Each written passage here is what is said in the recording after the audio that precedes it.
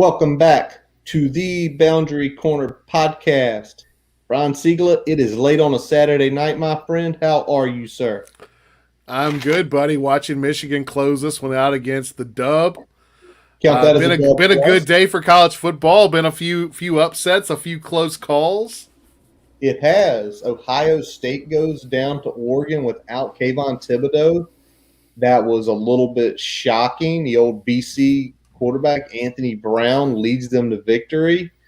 Um, Brian, is Texas back? No, sir. No, they are Absolutely not. annihilated in Fayetteville by Arkansas. We got that one wrong. Yeah, we did. Completely wrong. Um, That's okay. it's okay. Arkansas's defense showed the hell up. Good Yes, for they them. did. You know who else showed the hell up and almost pulled out a massive upset? App State. Colorado. Oh yeah, Colorado. App State as well. App State was on the door. I took the 9. You know, the uh, the uh, the the Hurricanes in their wonderful home stadium with 26,000 people. Not much of a place to play. So it was a really good day for college football. And even better when the Hokies We beat got a W. NC State. We got a W. Get the W. Not maybe the prettiest. We are not enthusiastic about this W, but No, we we're will not. take it. We will take it. I was a hot garbage time touchdown from nailing the spread on the money by 28, and then we decided to put every young player in, and they almost held, but they Yeah, didn't. I We was did. close. I pretty much nailed what Tennessee State was going to do. Yes, Um, you did. I undersold us by a field goal, so I was pretty damn close. If it was prices right, I hit that shit on the money. You did. You did hit the prices right. So, Brian, before we do anything else, let's toast the W. Yes, sir. And guys, I'm repping Fighting Hokies here, but this is actually Sierra Nevada. So You're riding fighting Hokie. Stand up a little bit. Show the shirt too. there we You got go. the fighting Hokies lawyer shirt. I got the None But Clear Mountain Air John Laser shirt. We are truly 2021 spokespeople for the Hokies out there. So, but again, we got the W. I think if this, Brian, if I tell you the game ended 35-14, but it was 21-0 in the first half, I think everyone is viewing this game different. But it didn't happen that way. Nah. The flow of the game is the problem, and kind of the overall feeling of way the first half kind of went down is the problem. Not necessarily what the end result is. I think we're pretty much fine with the end result. Covered the spread, Cover the kept them spread. at arm's length, especially the entire second half. But that first half just it didn't sit well. It didn't feel right, and it kind of got everybody in a little bit of a funk. Right? You're right. You're right. So let's jump into it. So before we jump into it, though, shout out Matt Neal. What are you drinking tonight? Thanks for saying hello and listening in. So I bet it's bourbon. I bet it's Tito's. Hey, I bet it's Tito's. Tito's and some LaCroix out there. All right.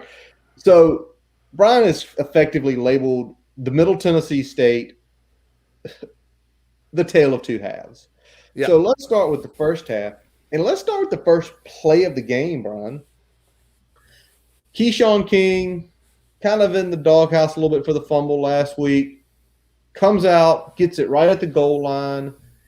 He takes it. He sees a crease left. He cuts, and he goes. yep. And you saw the leverage. He was going to get caught, but not before he got just about to midfield. I mean, when that happened, tell me the first thoughts in your mind. Like, it's like, okay, this is going to be a route. Yeah, I was like, okay, we're coming out the gate hot again. This is kind of the energy that we brought to the start of the UNC game. We're going to kind of keep that going, and then the offense took the field, and it just felt different. seemed like they just couldn't get out of their own way a little bit. Did really like the way the offensive line was playing in the first half, but those first couple drives in particular looked like they just weren't quite getting the calls where they needed to be, weren't quite where they wanted to be at getting to the second level. Blankenship was making plays, did a good job of kind of running sideline to stretch some of those lateral runs out, and it was just wasn't a good start for us. No, it was yucky. It was yucky. It looked super plain. Unlike UNC, we did not attack the edges any. In the passing game, no. Well, and Brian, something me and you talked about was they were a small, undersized, quick defense.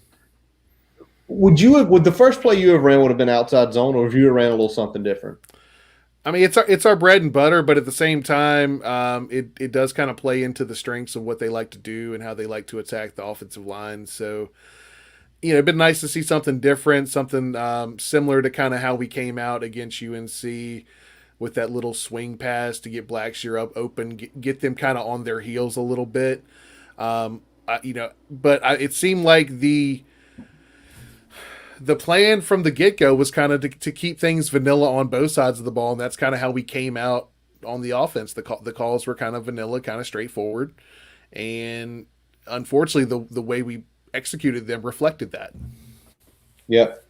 The way we executed it reflected. The way we executed it also looked like, again, why I did not want to be ranked is because, like, anytime we get a ranking this early in the season, it's like, I don't necessarily say it goes through the guys' heads, but it's like we lose the chip. We had a chip last Friday night. We played angry. What's up, Tally? Thanks for checking in with us tonight, man. And we got Tally. We got Billy on here. Billy. Everybody. Well, Billy. Appreciate you guys jumping in, hanging out with us. Exactly. For Billy, though, Billy, you're in the West Coast, man. It's the night has just begun for you, sir. But it's the whole piece of we get it, we lose the chip, and then it takes us having a bad half to get the chip back. So the first two drives, not good. It started the game off slow. But you know what, Brian? What we saw last week with UNC, defense came to play again. Yep. Defense came to play. Had a couple plays where they had some positive. Then we would put it back in the negative there, and then we got 2 quick 3 and outs to start the game for them. I liked the energy that the defense brought out the gate. I wish the offense would have matched that. Overall, first 2 drives ended up net 4 total 3 and outs for both sides there. So kind of a slow start on both sides offensively. And then we kind of woke up, and it was kind of a weird way that we woke up, man, because we woke up after a Braxton Burmeister scramble that resulted in a big shot on his shoulder that ended up taking Braxton back to the locker room for a little bit. Yeah, unfortunately, that had to happen. And when that happened, Brian, I just, in the words of Leslie Jordan, I just sat there and I went, well, shit, that's the season. You went full in the other ear, like, all right, we're done. It's over. Yeah. Stick a fork in us. I was like, no, we gotta wait on this, man. Well, this is still. I mean, no disrespect to Middle Tennessee, but this is still Middle Tennessee. Hold on though, but this was just me thinking long term, whole season, not just one. Sure. But it's also the fact that he got hit and he just laid there. Yeah, he kept laying there, and we know his history with his shoulder, and we kind of know that one of the key things we want to do is try to limit those big hits. His game, he's going to take some shots, but you don't want him taking shots like that. Somebody that's on the baseball team, teach this kid to slide. Please. Let's do that first. And if you don't teach him to slide, at least teach him to lead with his left shoulder, not his right shoulder. Lord have mercy. But I mean, he's a full-on gamer though, because we had a couple good plays from Knox Kadum came in there. We got another about 20 yards or so on that drive after Knox came in. Then Braxton comes back out, throws a nice little fade to Tavion Robinson in the left corner of the end zone. Good guys are up 7-0. Exactly, good guys up 7-0. They ran that route a little bit shorter than they did last week against UNC and nailed it perfect. Something else, and it might have saved for Braxton on that drive, was there was a review for targeting. Yep. Because Braxton went out, he went to the tent, then they took him back. And I'm sure the tent was just make sure he wasn't concussed. But I'm tent was quick too, so I mean he was back. He was back in the locker room, probably quick. Shoulder pads off before they ever even got back from the review. So this is what I think happened with that. I think they went under the tent, concussed test, cool. You know, you can get up in there, Brian, feel anything feel broken? No. And probably the next thought was, well, you've bleeped up this shoulder before. Let's get these pads off. Let's check your ranges of motion.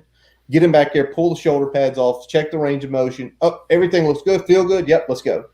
He's on the sideline throwing.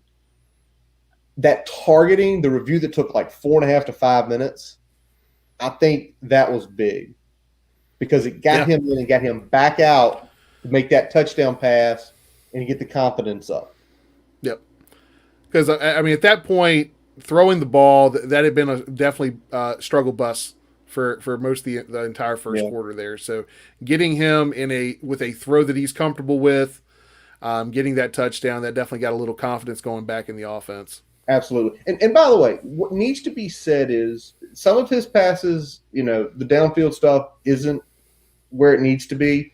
But the fade routes, especially short yardage, compared to what they were last year when we saw them, have gotten significantly better. More touch, more accurate. Yep. And that's big. Both of those things are – so the touch gives the receiver a chance to be where he needs to be. The accuracy, obviously – means that when it's thrown, it's not going to be a pick, and it gives the receiver a chance to come down with it inbounds. Every time. So that is really big in my opinion. And it's great to see. All right, so defense does its job again. And then Tavion Robinson, absolutely wonderful punt return, flips the field. And, Brian, let me just say this. Between Keyshawn King and Tavion Robinson, Eddie Royal was in the booth today. Eddie and Bill, hearing touchdown tech, gave me chills.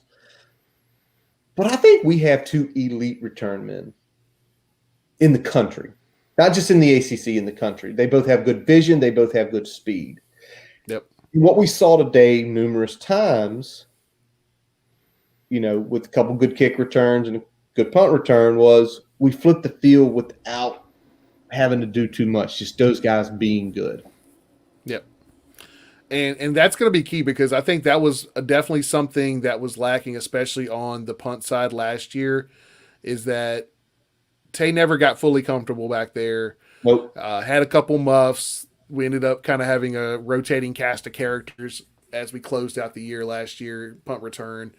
That was more of a mitigating disaster position than it was about having any sort of positive impact on our team. And I feel like that's definitely turned into an asset, at least in the early going of the year so far. Absolutely. He seems very comfortable back there. He's getting the opportunities to run, which is really big. All right, so that sets up the really good drive. BB has that as a really good scramble, which, you know, I'll have to ask you, Brian, you know, yay or nay? Did you like him still scrambling after taking that pop? Yeah, because he's got to play his game. I don't want to see him change how he's approaching playing the quarterback position just because of one big pop. Now, I do want to see him not take unnecessary hits at the end of plays. Okay. So there's a difference there, right? Yeah. One is how you're approaching your mindset in terms of what you do with the ball. The other is how you finish the play and keep yourself safe. So you can still make those plays, and as it's closing out, you get out of bounds when you need to. You slide ahead of the contact when you need to. You make a good slide and not lead with your head and shoulder, right? True. Okay. True. So you make a good slide. Yeah. Yeah. Don't put yourself out there like you did the first time and get yourself absolutely killed. Yeah, and I mean it wasn't a fighting for yardage, getting the first down situation. You had the first down. You just need to get down safely, right? Exactly. This isn't a John Elway sticking his neck out there to get the first down. it's not the Super Bowl, and you need this to continue the drive to go take the lead or to extend the lead. Yep. It's early in the game. All right. So he gets a good scramble, and we get down inside the 10-yard line, and they bring in Connor Blumrick. We get 10 yards, Blumrick up the middle, little sweep to Big Stone Gap. Yep. He dives for it. He just misses it, and then we take Connor Blumrick up the middle one more time, pounds it in. It's 14-0. The return of the wild turkey. We had a little diamond formation running on that one. It was a pretty sweet thing to see. It was Definitely sweet. shows that the gears are turning a little bit there in terms of at least getting Connor active in the offense, because I feel like that was something that we didn't really see a whole lot last week. And that's an element. That's a wrinkle that we showed this week. We didn't show a lot of wrinkles on offense this week. Getting Connor Blumrick involved in the offense was one of the few wrinkles that we did present this week. True. And we'll talk more about that in the second half. And I kind of like what we did in the second half even more than what we did in the first. So that's a teaser. Exactly. But let's let me just digress for a second, if you don't mind. Yeah, go for it. You had a similar guy the last 2 years on this team that you did not do these things with, coaching staff. And now he's out at North Dakota State. So if anything, I get more irritated because me and you we were calling for it. Like, get Quincy some packages like this. Yep. Get some packages like this. Because if nothing else, it makes them see something different on a goal line situation. And eventually, especially Quincy throwing those fades like last year against NC State, eventually they're going to sell out, and there's going to be just an easy slant or an easy fade route. So I'm done digressing about that, because we had a similar guy that could do the same things, and you chose not to do it. Shout out QP for tearing it up today. Oh, did he? Good day? Yeah. Good day. Good day for him. Nice. All right. Let's jump back, look at the defense again. After kind of what happened, really great start, we started to see some holes, Brian. What did you specifically see that kind of, when they gave up the touchdown on that long drive? I saw a lot of off coverage. Corners playing about 8 to 10 off the receivers. They were mixing in some cover 6, and looks like Middle Tennessee was consistently attacking the half field side of that coverage, behind the corner, in front of the safety. Corner routes, little kind of little sluggos, things like that, where they can get the ball in behind the cornerback, and linebacker didn't have enough time to get over to make the coverage there.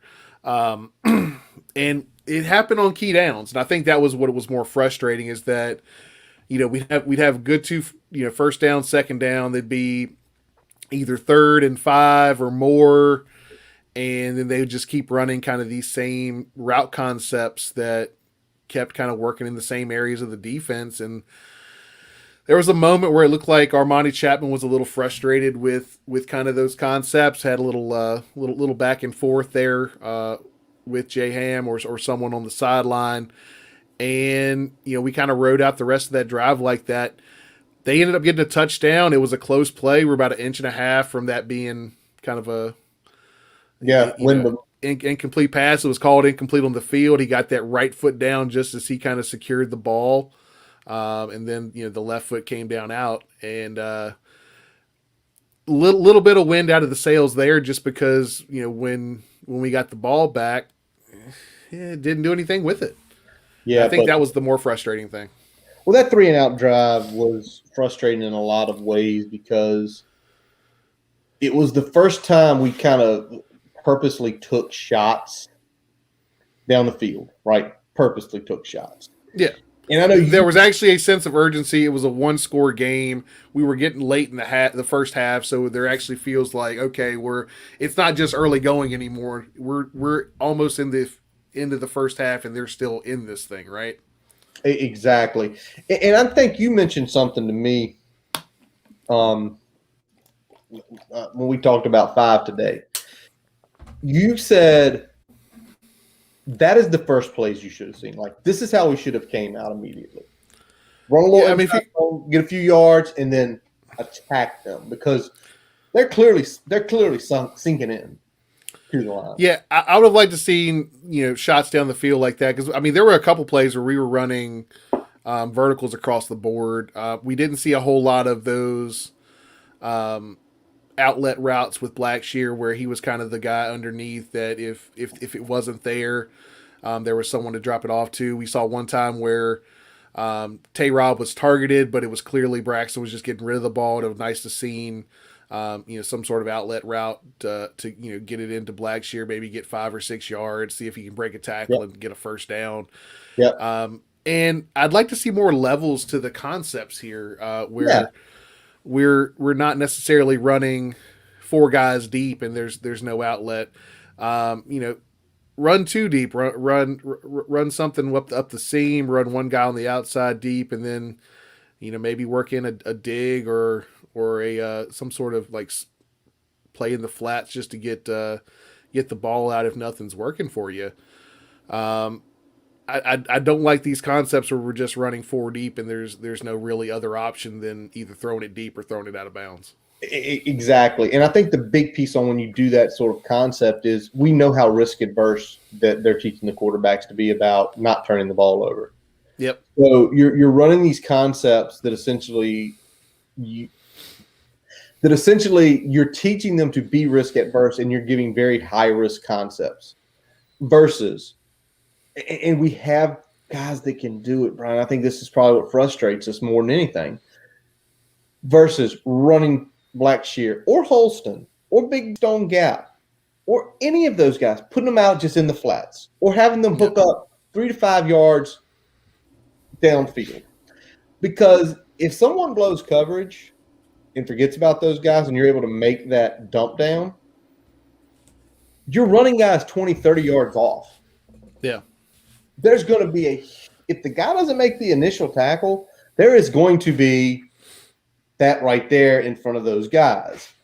Yeah. So, and like I said, if we're looking at kind of what we did, I'm definitely looking at it and saying, okay, well, they went full vanilla in this game. That was by design. By design, they weren't going to do anything. Yeah. Look at the UNC tape and then look at this tape. True. The concepts are significantly less unique. You're right. Less inventive. There was not, zero throwbacks. There was and no screens, no outside bubbles, no. There was none of that. So keep that in mind when you're evaluating what this offense did today. By no means am I happy with the outcome, but at the same time, I recognize that by design, this was supposed to be vanilla. The only difference is Middle Tennessee did a fairly decent job of stopping vanilla. Exactly. By the way, folks, if you see me and Brian's head or eyes move, we're watching Pac-12 After Dark. We made some things on one of these games. And that's why we just run this live late night. We're going to be up anyway watching the late night games and, showing our love for college football. So you'll see our eyes move. Kevin Slovis just slid perfectly, and then he did a Braxton slide. I don't know which would frustrate me more if Braxton did that, like perfectly slide, and then the next one looked like an awkward giraffe going down. All right, So Brian, one more thing before we hit a break here. Under 90 seconds left, the ball's at like the 4-yard line. We finally get aggressive. Tell me your frustration when that started happening. So I'm not frustrated that we did it in this game. I'm frustrated that we did it in this game with 1:16 left inside our own 10-yard line, starting the drive, when we didn't do that against UNC with more time and better field position. Can you explain that? That's it. That's my beef. I get that. I'll say this.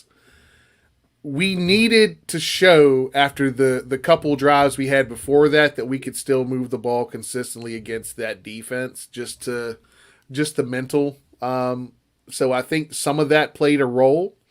Okay. But at the same time, if you're going to be conservative or aggressive situationally, I would prefer it to be a little more predictable.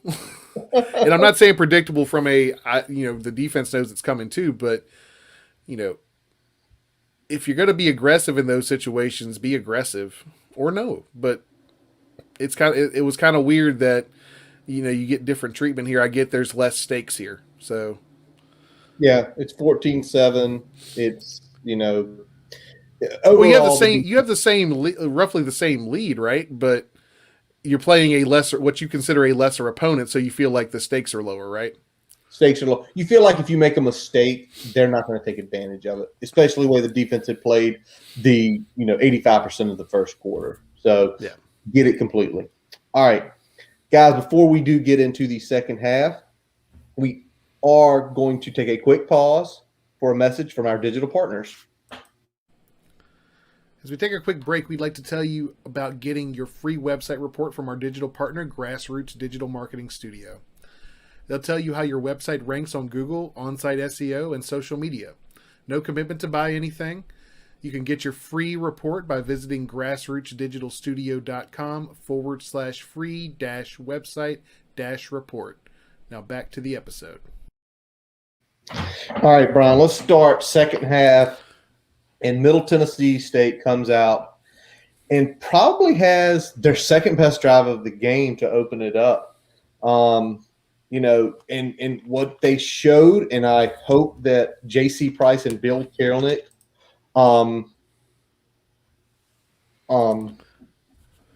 Sorry, didn't mean to throw you off there. So yeah, you threw me off. I saw two questions come up, and they went away real quick. Yeah, so Neil's asking that if our passing game is based on smoke and mirrors and misdirection, why do we decide to go vanilla against anyone? You got West Virginia. You got a big game coming up. Maybe they don't want to put some of this stuff on tape.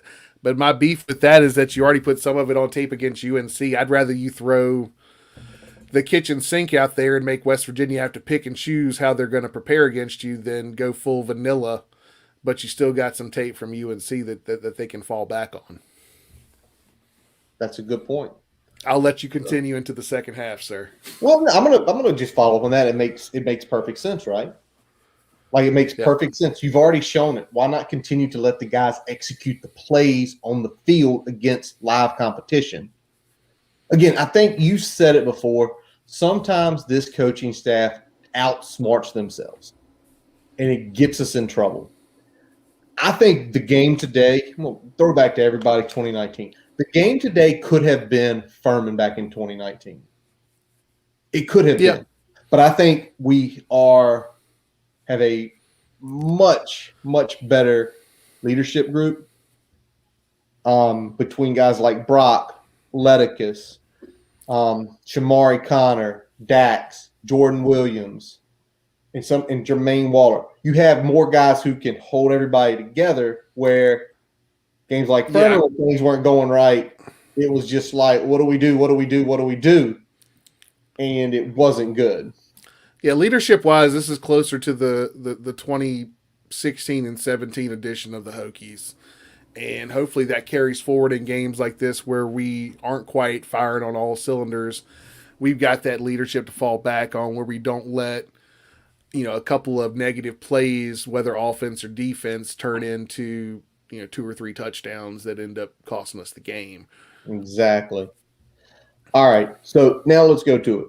Middle Tennessee State out of the half, as I said a couple minutes ago, have a really good drive to come out of the half and kind of show something I hope Bill Tierlnick and that I hope J.C. Price are showing the defensive line. The big play on that drive was a little throwback screen, essentially taking advantage of our aggressiveness on the defensive line. Brian, I know it was Middle Tennessee State, but I know plays like that are things as an offensive lineman you love, as an offensive guy you love. Yeah, and the concept was great. I saw it coming before it happened. I was like, they gave a completely free rush to Barno.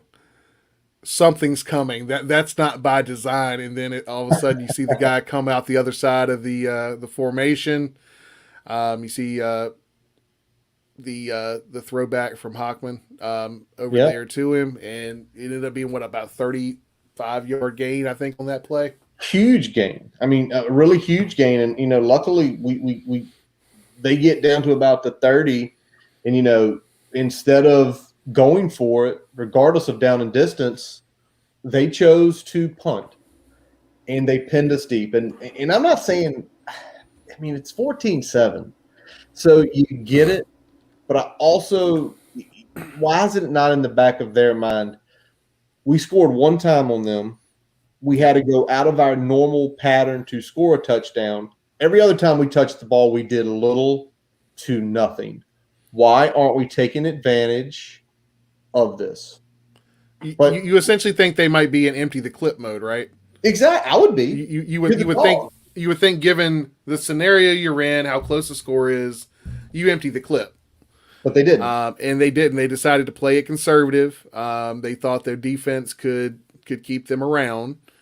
And our offense came out a little bit more mojo in the second half. Yes, they did. Significantly. And it started with I know we broke it down a little bit. They broke it down really good actually in the broadcast. The big ball to Trey that kind of set up everything there. Looks like Blankenship decided he was going to kind of freewheel a little bit. He wanted to jump under the route, gave a signal to the safety. Safety didn't quite get it, thought he had inside leverage, inside help. He did not. Trey had a free release up the seam. Ball was a little underthrown. And if it was a perfect ball, Trey probably walks in. It wasn't. But I will take an underthrow over an overthrow. Anybody that saw the Tennessee first half can definitely understand exactly what I'm talking about. And it wasn't just the one wide open one, but it was several others that were overthrown. Five. There were 5 overthrows where, like, one was completely wide open, which was terrible. Yeah. 2 of the other 3, if he had even underthrown a little bit, they have a chance to catch the ball. If at worst, it's a PI. Yeah. At least in this situation, the way I think the way we talked about it, felt about Brian is this. Okay. If there's tight coverage, you must overthrow. You must. You just have to. It's the safest play. If the guy gets there and catches it, wonderful. In this case, when BB looked, there was no one there. Okay to underthrow that. Yep. Okay. Do I want to see him hit in stride? Absolutely, yes. Absolutely. Because you hit him in stride, it makes every single defender on that side of the ball, especially in the secondary, say, okay, we've got to stay further back, which with what we do opens it up more. Now, as beautiful as that was, the play that scored the touchdown on this drive, Brian, had Jalen Holston looking like Khalil Herbert with that cut, because that cut was nasty. That was the best cut of Jalen Holston's career that I've seen. Foot in the dirt and kind of weaved between 2 defenders that were engaged in a block, and then boom, up the field. 29 yards. As your shirt says there, nothing but clean mountain air. Oh, yeah. Number clean mountain air, touchdown, and right there, it's 28. The game's over. Effectively right there, the game is over. We've put enough distance between them. That's 21-7. The game's at 21-7, the game's over because they're already playing surrender Cobra. They can't hit their deep shots to get touchdowns. They're getting deep shots just to move the ball. And the defense, after that initial open drive, just tightened up a little bit, Brian. Defense started playing a little bit closer to the line of scrimmage at the cornerback position. And there was less room for those guys to kind of get to their spot in their routes. And the slower they get to their spot, the more the defense can react in that zone coverage, right? True. But do you like it that we're playing that? we're essentially giving them some easier throws. Do you like that we're playing that cover six, that soft quarters in a 21-7 game? Because the game's it's not over quite yet, but you feel like we have control. Well, I mean, the reason I like it is because what happens next. Well, So Waller in a good position, aggressive. undercuts the route. He knows he's got help behind him, and all of a sudden, gets the pick, runs it back for about 25 yards. We're sitting pretty again, right? We're ready to punch it in one more time. We are. So I think what you're kind of saying here is 2-score leads. You're doing this. Eventually, they're going to get to a point when we're sitting in these zones. There's going to be no free run because there's going to be nowhere to go. And essentially, yeah. And I mean, I think we do need to do a better job of mixing up coverages and key downs like 3rd and 5, 3rd and 6. I mean, we can't be playing 8-9 yards off the ball. We're inviting first downs. We're essentially saying you've got to react exactly right to stop the first down, right? All right. Okay, so we need to. I think we need to mix it up again. But I think even looking at the defense, the calls were vanilla tonight.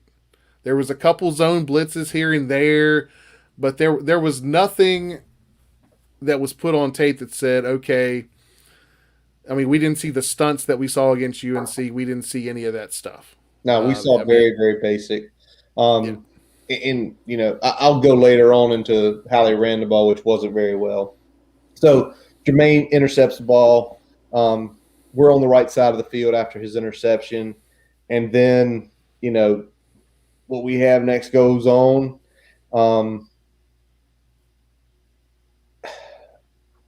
It was BB's big scramble, and then Blackshear. He did a good job. So he stepped up. He saw that it wasn't there, took off up the field, made a couple guys miss, and that was a big run. And then Blackshear kind of took over the back half of that drive, had a good run that set us up in the red zone, then closed it out. So it was really probably in terms of fluidity, kind of the most fluid drive we had. Yeah. It was one of those quick punches there, and at that point you kind of felt like, all right, this game has been put in hand. We're comfortable again. We're doing what we want to do on offense. We're shutting them down on defense a little bit.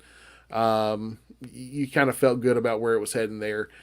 Still would like to see the offense be a little more consistent with some of their plays, because we kind of got back into some of that later in the game, but overall, I'm happy with the way the second half went offensively. Well, let me ask you this: Raheem Blackshear, 10 rushes, 53 yards. Didn't see him much in the pass game tonight. How did you feel about his day in general? Day in general, really good. Anytime he's over 5 yards a carry is a good game for him. I like that he had 10 carries. I'd like to see him get about 10 carries every game. I'd like to see him used a lot more than the one catch for 5 yards. He needs to at least get 5 targets a game minimum. Are you still? I guess now it is what it is. Like, we're not going to see him come out of diamond. We're not going to see Holston him on the field at the same time yet. Maybe that's in the cards for the next game. That's something they've never seen. But it still feels like we're not – last week it felt like we took advantage of his whole arsenal. Yeah. Today, again, with a vanilla game plan, you don't. And I don't like that because of this. You're going to play another team. If you take away the actual live situations where he's running the wheels or the flats, or you're running some screens to him or doing some other things to him, all you have ever done is put him in the situations behind practice, not in live games. And I'm with that. You let him do it in a live game. You saw him get 60-plus receiving yards against UNC. Yeah, and I'm with you. I would like to see him get more opportunities in any game, because any game against live competition is better than any simulation in practice, right? Mm-hmm.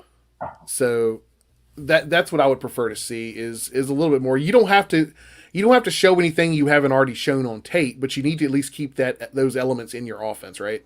Yes. Like you've already Yes. shown against UNC, it's already on tape against a quality opponent. Run similar plays.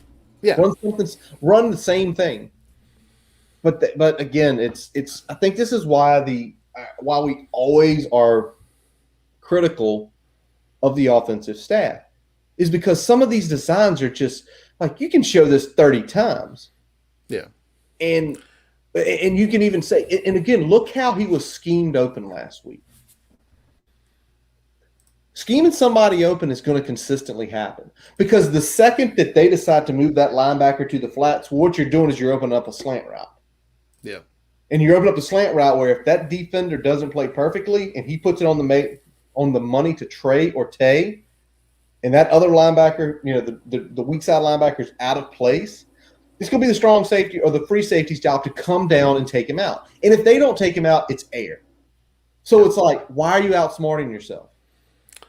Yeah, like I said, and they made a point there with when Neil brought it in there. A lot of what we do is misdirection. A lot of what we do is getting our playmakers in space so they can make guys miss. When you take away those elements, our offense is very pedestrian because we're not a, especially this year coming off of last year, we're not a just line up and run it down your throat offense this year. That's not our game.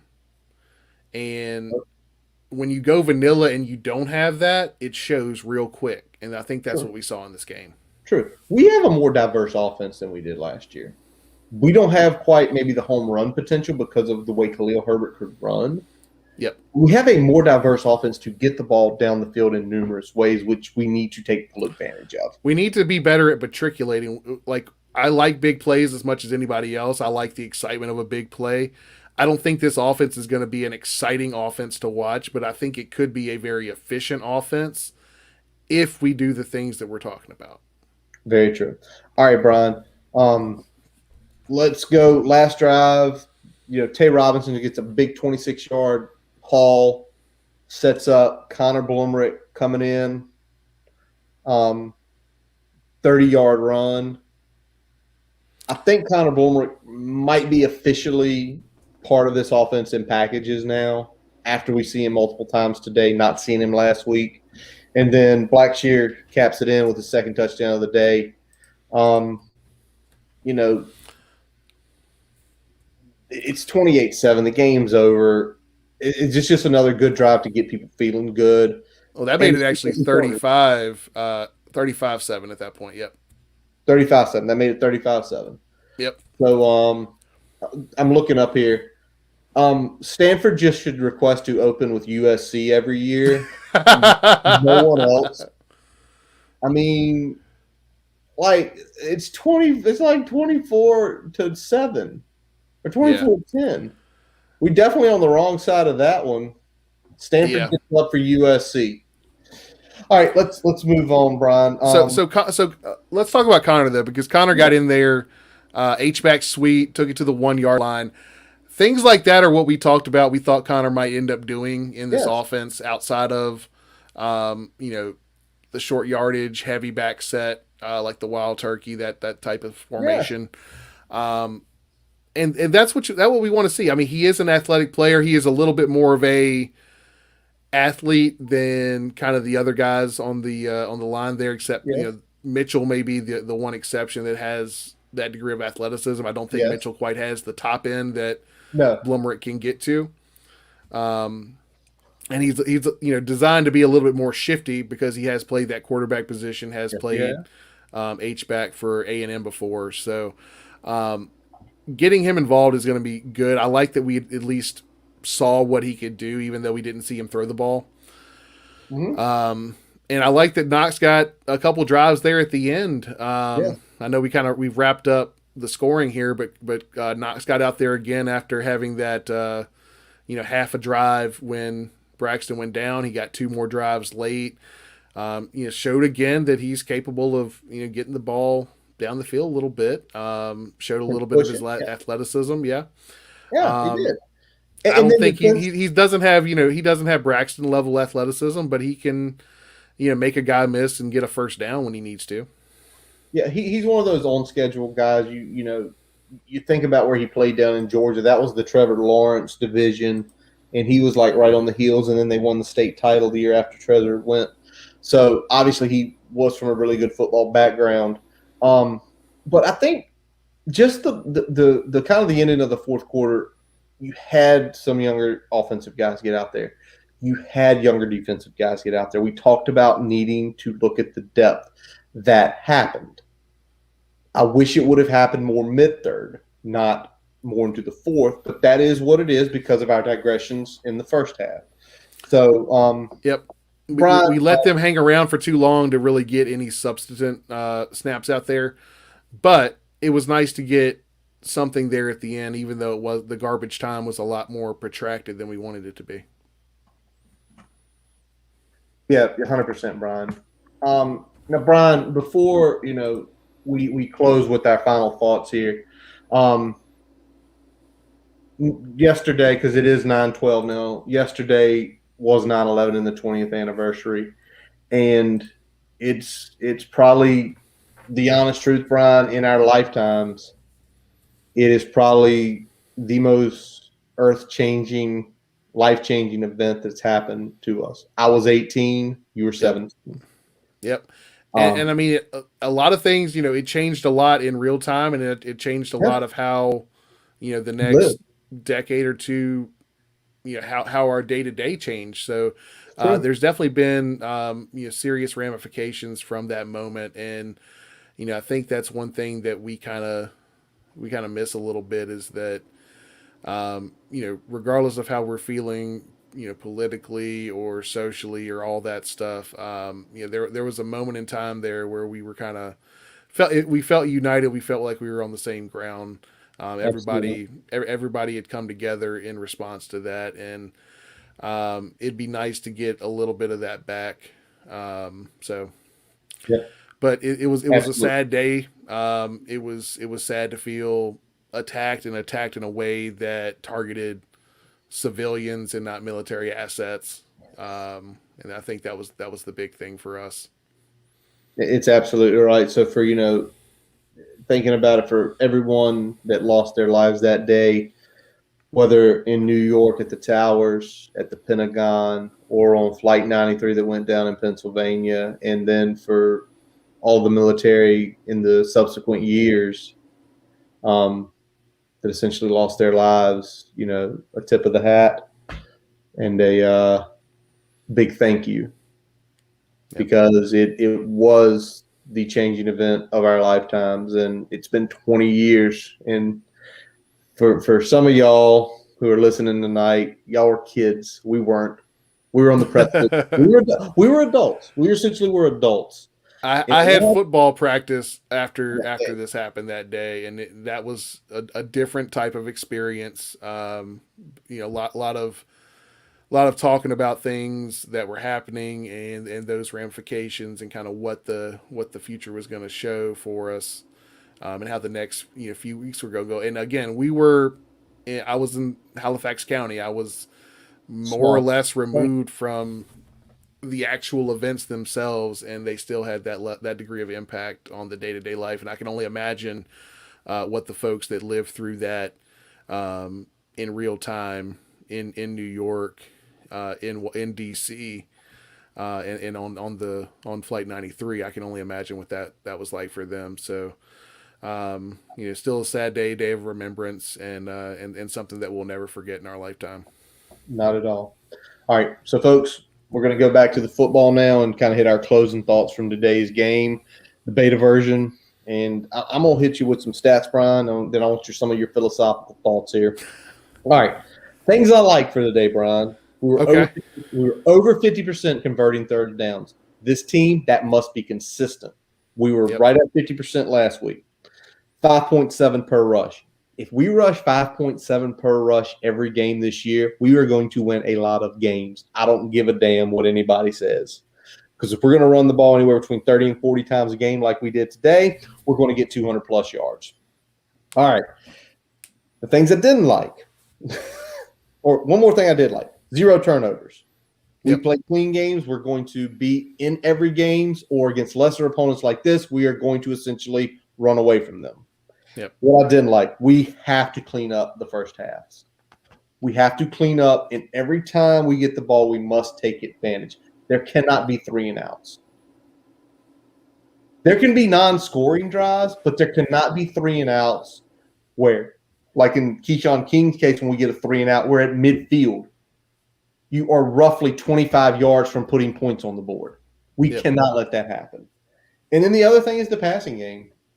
We've got to kind of look at what Braxton does best and take advantage of it. So, sir, I'm going to turn it over to you. What are your thoughts on some of this stuff? So my first thing is this. You talked about yards per carry. I'm okay with what we did in the running game. I think we needed to be more consistent with how we rush the ball and get to the next level. So I'm going to go a little bit of criticism here on the offensive line. The offensive line is what I had the biggest problem with in the first half, and it was poor pass pro, poor blitz pickup, and a poor job on combo blocks in the zone game of getting to the second level. We would more or less manage their defensive line, but then their linebackers would come up and make the play. 2-yard, 3-yard gain. We can't make our entire gain go off a 2 or 3-yard gain. So, got to be more consistent about getting to the second level. When we did get past that second level, we hit some pretty good plays, both in the scramble drill and a couple of those line up running plays, and especially some of the jet sweeps. So we did a pretty good job total of getting yardage, and those big gains offset the negative plays. I want us to be more consistent, especially in the first half, right? Yes. Second thing, we need to get something going in the passing game consistently, because we did a really good job of peppering in the short passing game against UNC, especially in the first half. And I didn't see hardly any of that in this game. And I know, again, I know they were going vanilla here, but that doesn't mean you go away from what's working for you, right? It's true. It's true. So that was frustrating. And on defense, I want to see J-Ham be a little bit quicker with the trigger on adjusting those coverages when he sees that they're clearly taking advantage of the off man and some of the cover 6 philosophies that he was going with for an extended period of time there, because they were just working it behind the corner in front of the safety every time there was a key down, and we couldn't stop it. And on defense, Brian, we gave up some big plays tonight. I think we can live with that. I think our pass rush is good enough. I do. I think the pass rush is good enough. Listen, you guys want to take 5 and 7 step drops against Tywan Garbutt, Jordan Williams, Pollard, Kendricks, Fuga, Barno, Griffin? Go for it. You're going to pay, whether you actually get sacked or they're right there and bearing down on you. So that's fine. But we have to be careful with it as we get into games against better defenses, because those big plays are going to kill us. What I will compliment, I'm going to compliment real quick. Okay. We did a good job of when there was that big play of, as Ted Lasso likes to say, be like a goldfish. We forgot about it. We moved on. We played the next play, right? So that's what you like to see. We didn't let one bad play turn into 5 that turned into scores consistently. Yep. The other thing I noticed, 9 of 19 on 3rd and 4th down, almost 50%. Cannot do that. Cannot do that. Especially how bad they were against Monmouth on 3rd down. Like, yes, they were terrible. I will caveat here. Okay. So I was just talking about the one scoring drive they had in the second quarter. Almost half of those 3rd down conversions occurred on that one drive. All right, so we take that drive out. Never mind. So it's more like 40% conversion versus 65% conversion. Yes, well, right at 50% conversion. Okay. All right. The good 12 negative plays, 3 sacks, 9 tackles for loss. I thought we'd have more, but clearly they were playing the underneath game. They were trying to hit them quick. But anytime last week we were at 25%. I'd love to see the rush ratio, the quarterback hit ratio as well. But if you're 20% of getting a play in the backfield, that's one out of one every 5 plays. That is a good thing. As long as we stay between that 20, I'm going to hope there's a game where we're 30%. Maybe it's next week and I get to be wrong about something.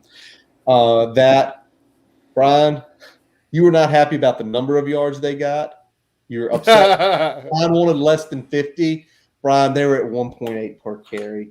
They had 66 total yards rushing. I wanted under 50. I'll allow it. So, I mean, good job overall by the defensive line. Linebackers played well.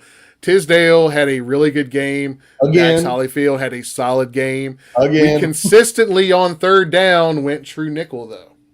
Love it. That's it. Dax was running off more often than not on third down. Unless it was third and short, he was coming off if we could sub. We've got that sub package going in with 3 really good defensive backs. Now, Brian, the one last thing, there are going to be people looking and saying, we have over 300 yards to this offense. Do not count the last 86 yards. That was literally all of our freshmen. And that wasn't even too deep, Brian. That was like 3 and 40 out there. You can count those yards, but you need to put it in context and understand that this was garbage time, right? So if you take that out, 260 yards of total offense. Yeah. I'd like to see under 250, but, you know. All right, Brian. I have high expectations. All right, Brian. Here's the deal, man. Yep. I'm looking at our picks. We actually had a good week. Okay, a good week. Tell me about it. You can go no worse than 500. Okay, I'll take that. No worse. That means you're not making much ground on me. I'm not. Actually, I went 7-3. I can go 7-3. So you might catch me. Let's see. Or be one game back. No. I'm not going to be one game back because I started off so bad. That's going to take a little while. But here's what we got, folks. Illinois UVA. Brian got that right. Dang. I still don't think UVA is a good team. I actually went back and looked at Pick Six previews and read some more stuff on Illinois. That damn Nebraska game was a fucking anomaly. They are really bad. That was the outlier. I watched some of that game early and there was just like no one near UVA players, and it's like I looked at some of Brendan Armstrong's passes, they're ducks. If he goes and throws those next week against Grimes and Storm Duck, they're going to have 4+ turnovers. Easy. So Brian got that one right. I missed on that one. Tennessee Pitt. I got that one right, Brian. I took Pitt. I came close, man. I called the hooker coming in and almost getting the comeback. I didn't quite finish it, though. Hooker's now the quarterback of Tennessee. Yep. Hooker's now the quarterback of Tennessee. There's not even a question about it. He looked more fluid in that offense. He was more consistent with throwing the ball. Again, I know I talked about it earlier, but Milton trying to throw anything further than 15 yards overshot every time. Like, you would think, I mean, if this would be one thing if there was tight coverage every time and all this, but he had 3 of those. His guys were either wide open or had 2 steps on the corner. Exactly. Like you can't consistently miss those. Exactly. All right, Rutgers, Syracuse. We both took Rutgers laying the 2.5. That was an ugly game. Syracuse was really in it till the end. Bayers has them fighting. I just don't think there's the talent there, and it showed today that the way Rutgers has recruited the last couple of years with Shiano. Ooh, that was a nasty burp. That's the Papa John's. But the way when they start playing the talented teams, even if they have the perfect game plan, they execute great. Eventually, in the fourth quarter, the gas is going to run out. Milton is pathetic. TOOSM, yes, very pathetic. We both got that one right. NC State, we both missed on. And it's not so much the defense. I think we expected Mike Leach to get some points on them, but they couldn't run the ball against that defense. Yeah, that was shocking. It took them. I mean, they never really got the running game going. Leary was having to carry that offense, and he didn't do a bad job, but he just didn't have a whole lot of help, and that was problematic. They really kind of got behind, and you can't really fall behind against a team that can do things offensively. Um, and the defense for Mississippi State showed that they can run with a pretty decent offense. So NC State going down is definitely kind of my I don't call it an upset of the week. Oh, okay. I thought you were about to say something else. Don't say what you said to me off air. We're not saying that yet. No, we're not saying that at all. Don't say it. But NC State going down definitely was kind of the shocker for me of the weekend in terms of teams I thought were going to kind of handle their business that didn't. Yeah. So it's sort of shocking to see that, but kind of is what it is. All right, so we both missed on that one. App State, Miami. Told you, Brian. Hangover game. Hangover. Yeah, Miami is officially not my pick to win the Coastal. Uh-oh. I've soured on the Canes, and it only took 2 weeks. Only took a couple weeks, but I got that one right. Brian swung on it. We nailed the game of the day. Nailed the game of the day. Iowa goes into Iowa State, goes into Ames, and handles business. Ames has clean water, but they also took an L today. They took a big L today. You know what? I think Matt Campbell's probably found his home for the next 15 years. Okay. Now, I say that in 2 weeks he's going to beat Oklahoma by like 20. He's the best coach in the country. Texas, not back. Not back. We both swung and missed on that one. Swung and missed big time. Terribly on that one. But we got Michigan right. Michigan nailed Michigan. Michigan definitely Michigan without any expectations is a different team. No, it's not Michigan. It's Jim Harbaugh with no expectations. Harbaugh with no expectations at Stanford. Look what they did. Yeah. Great, right? Unbelievable. Yeah. Even when they were doing okay, people still were writing them off. Harbaugh, when he went to San Francisco after 6 and 10 years, there were no expectations, right? None. 13-3, 2 Kyle Williams fumbles from punching a ticket to the Super Bowl. So when there's no expectations on Harbaugh, I think he just coaches looser. All right, but we got that one right. And then the big game of the day, I thought Ohio State would then without Kayvon Thibodeau. But Anthony Brown, we talked about it earlier, handles business. We nailed that one. Oregon wins outright, so our 14.5 easily lays there. And I tell you what, it's really interesting to see just the playoff picture at the moment. Yeah. For real, it's really interesting because you have, you feel like right now is the 2 SEC teams guaranteed with Georgia and Bama. Don't know yet. We don't. It's too early. We don't. It's too early. But if you're using the sample size we have and projecting that out over 12 games, then the answer is yes. True. Because right now, the Big Ten could be left out. The ACC could be left out. And, that would get things super interesting. Yeah. I also think, honestly, other than Oregon, you got SC. You got SC out there. They're down 14 right now to Stanford. So I was more saying, other than Oregon, has any other non-SEC teams really looked impressive?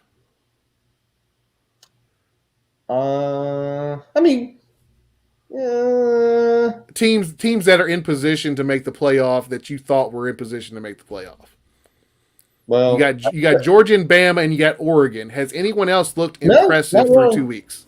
Not really, because Notre Dame did not look impressive today. They were borderline about to lose to Toledo. So who knows? And obviously, so that gets us Brian 5-4. I'm 6-3 at the moment. If Stanford covers, we're both going to finish above 500.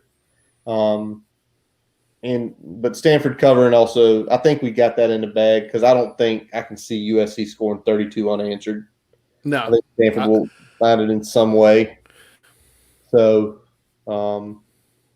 I'm going to get a few games back after starting absolutely terribly this year. Yeah, my week 2 went a whole lot better than my week 1, and my week 1 was close to 500. So I think this should put me above 500 altogether if Stanford ends up finishing how we think, or I'll be pretty damn close to it. You will be at 500. At 500, You'll okay, be I'll at take 5. it. I'll take it. You'll be at 500. Yeah, we're probably going to be up another hour or so. Yeah, ladies and gentlemen, if I get to 500, then you guys can officially say that I'm just as good as flipping a quarter when it comes to betting on these games. We got to go back and look at our combined picks here. Rutgers 1-0, then 1-1, 2-1, 2-2, 3-2. We could go 5-2 combined, same picks. Okay. Might be finding something where you like the same game. Bet on it, guys. Has anything else popped up, Hokie Nation? I think we got out of this game unscathed, no injuries. Yeah, we had a couple scares. Yes. We had Mitchell with a nick. We had obviously Braxton went back, and then we had what was it? Griffin had that scare coming off of the edge one time. But I think overall, nothing ended up being something that was going to keep guys from significant time. Hopefully, Keonta Jenkins gets his foot right. He'll be ready for next week. Yeah, I think it's good to set him up this week. I think it's good with Tate. Brian, there is one thing we missed. Florida State loses to Jacksonville State. I was actually about to mention that because I saw that pop up in my feed here. After playing out of their minds against Notre Dame. Although seeing what Notre Dame did today, I'm not sure that this is necessarily a Notre Dame team to really talk about. Is what Notre Dame did to Florida State, is that going to kind of be what happened to us in 2018? Well, I think they're playing Wisconsin next week, right? Yeah, I mean, I think we'll learn some new things about them next week. I don't think the first 2 weeks we really know a whole lot about them. I think we know that their offensive line is very much average this year. And they've got Purdue next week. Okay. And Purdue is 2-0, but they have played Oregon State and Connecticut. Purdue beat Connecticut today 49-0. That's not going to be any game that they can overlook. I mean, Purdue's probably not the greatest team out there, but they will show up and they will give you hell for 4 quarters. So pretty much, man. If they come in there and start like they have the last couple weeks, they could take the L there. Cone showed some mettle today in the way he finished that game. Yeah, but their defense isn't what it was last year, and their offense, because of the offensive line, I mean, they had to find inventive ways to get Tyree the ball in space where he could make some plays, because they're not a team that can just line up and run it down your throat anymore. Yeah, I think the defense, they're still good up front on the line, but I think not having a Sua or Jeremiah, I'm just going to say that second level is where they're missing it, because I don't think those guys have grown into the position of what they need to be in that defense. And I think even more so with the new defensive coordinator and Marcus Freeman. Certain people out there love Marcus Freeman, and he is not doing great to begin with. All right, anything else breaking, Brian? NFL tomorrow. Yeah, boys, we kick it off tomorrow. Looking forward to see what the Colts can do against the Seahawks. I know Curtis wants us to get the W, so that's what matters. Get the dub, please. I'll be probably listening. I got a bunch of errands to do tomorrow. I'm going to probably be listening to the Niners game from the San Fran affiliate as I mow my grass tomorrow afternoon. So, yeah.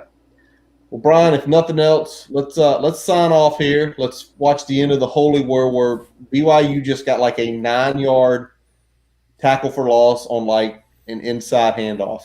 Yep. That was the most unbelievable thing I've ever seen. That was the most slow developing handoff I've ever seen, and BYU just blew it up. That makes Brian Stein Springs look impressive. Arizona State in a dogfight with UNLV, and USC having to make the comeback. So I'm going to sign it off, Brian. That wraps up this episode of the Boundary Corner Podcast. I'm Curtis Wilson.